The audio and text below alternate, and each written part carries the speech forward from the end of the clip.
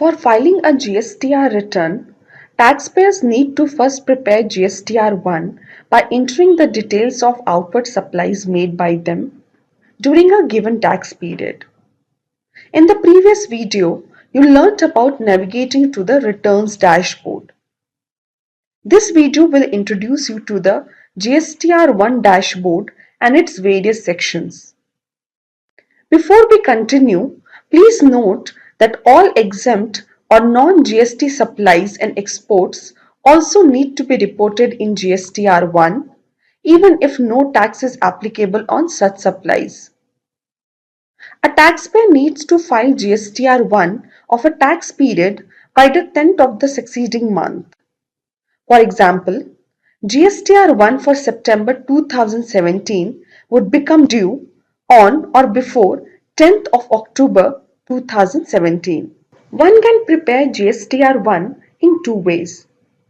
In the first method, taxpayers can log into the GST portal and make direct entries on the portal itself.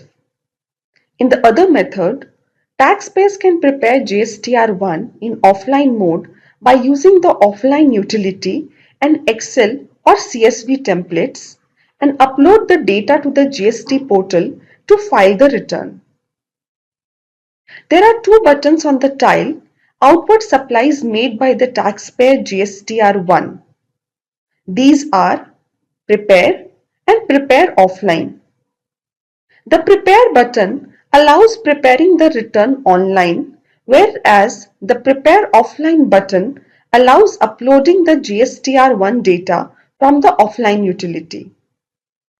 Click the Prepare link on the highlighted tile that says Outward Supplies Made by the Taxpayer GSTR-1. This will take you to the GSTR-1 dashboard.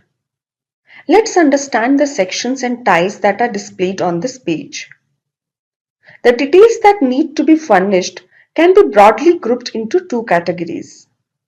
One group has sections in which the invoice level details have to be captured rate-wise.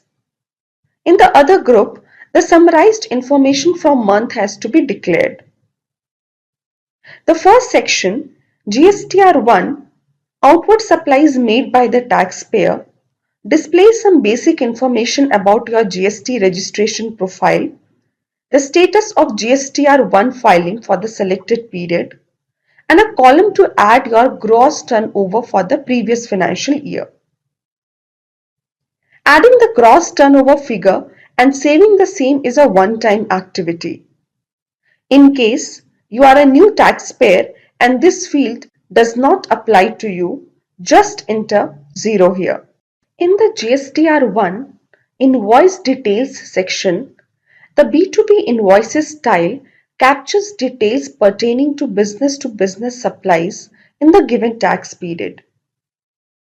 In other words, all supplies made to registered persons must be captured here. The B2C large block captures all interstate supplies made to unregistered persons where the invoice value is more than 2,50,000 rupees. In the credit or debit note registered tile, you need to enter all credit notes and debit notes that were issued to the registered persons.